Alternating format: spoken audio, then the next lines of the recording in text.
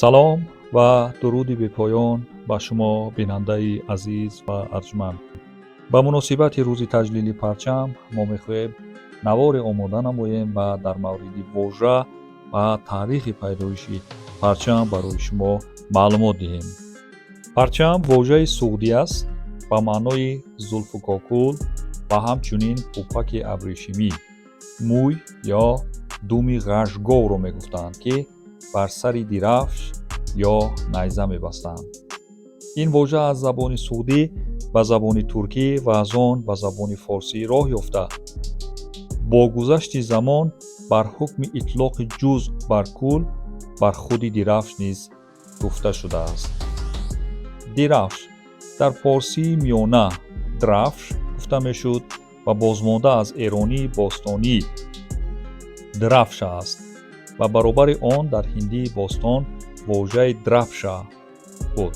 аз ин вожаи эронии бостонӣ дрafsha дар забонҳои авастоӣ, суғдӣ ва бохтарӣ низ падид омаданд. кӯҳантарин ишора дар бораи корбурди дирафш дар ҷомеаи ориёиҳо дар аваста омадааст.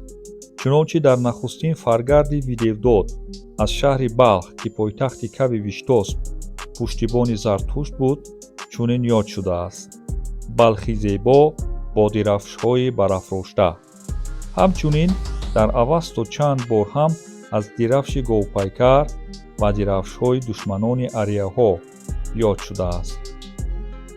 бархе аз пажӯҳишгарон бар ин боваранд, ки дирафшҳои ёдшуда дар авасто монанд ба дирафши ковиёнӣ будаанд, ки басе дертар падид омадааст.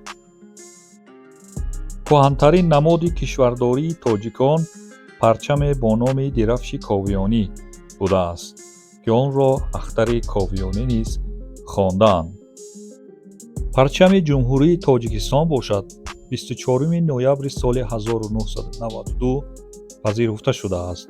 ҳамакнун вазъи ҳуқуқӣ, тартиби омодасозӣ, андоза ва корбурди расмии парчамро қонуни ҷумҳурии тоҷикистон таҳти рақами 254 аз 12 майи соли 2007 дар бораи размҳои давлатии ҷумҳурии тоҷикистон муқаррар мекунад. парчами ҷумҳурии тоҷикистон аз рангҳои сурху сафед ва сабз иборат аст. чунки рангҳои миллии тоҷикон мисли дигар мардуми ориёнажод ва эронитабор сурху сафед ва сабз аст, ки аз гаҳи бостон то кунун замон расидааст. дар парчами миллии мо тоҷикон тоҷ ва 7 ситора низ сабт гардидааст. мо намунаи парчамҳоро аз замони хонигарии Бухоро, ки дертар амурати Бухоро гардида буд, то кунун яку як ба таври мухтасар бароятон муаррифӣ мекунем. парчами хонигарии Бухоро, дертар амурати Бухоро, аз замони ба вуҷуд омадани ин аморат то 1 сентябри соли 1920. парчами ҷумҳурии халқии шӯравии Бухоро аз 23 сентябри соли 1921 то 14 августи соли 1923. парчами ҷумҳурии халқии шӯравии Бухоро аз 11 октябри соли 1923 то 19 сентябри соли 1924. нахустин парчамҳои тоҷикистон. тоҷикистон 14 октябри соли 1924 чун ҷумҳурии мухтори шӯравии социалистӣ дар таркиби ҷумҳурии шӯравии социалистии ӯзбекистон бунёд шуд ва 16 октябри соли 1929 ба ҷумҳурии шӯравии социалистӣ табдил ва ба таркиби иттиҳоди ҷамоҳири шӯравии социалистӣ яъне СССР дохил шуд. ин парчам 23 феврали соли 1929 пазируфта шудааст. парчами тоҷикистон дар солҳои 1931 ва 1935 бо ҷумҳурии иттиҳодӣ шудани тоҷикистон яъне ҷумҳурии шӯравии социалистии тоҷикистон ва пазириши қонуни асосии нав парчами он низ дигар шуд ва дар натиҷа ин дирафшро 25 феврали соли 1931 сохтанд.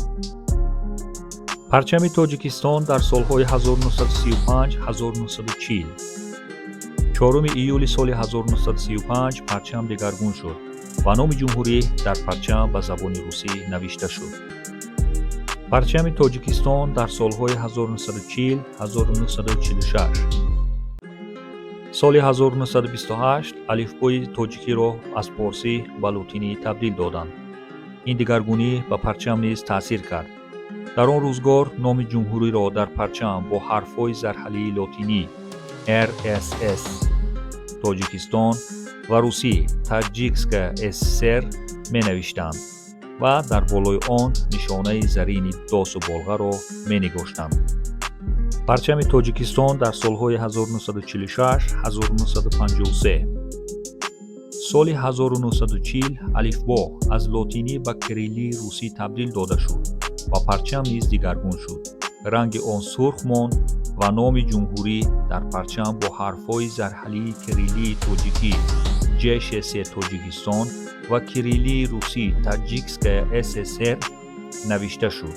дар болои номи ҷумҳурӣ нишонаи зарини досу болға нигошта шуд. парчами ҷумҳурии шӯравии социалистии Тоҷикистон аз 20 марти соли 1953 то 9 сентябри соли 1991. парчами Тоҷикистон дар солҳои 1991 ва 1992.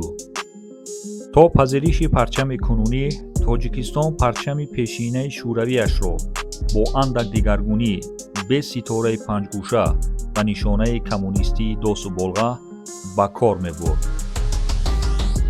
парчами ҷумҳурии Тоҷикистон аз 24 ноябри соли 1992 то кунун.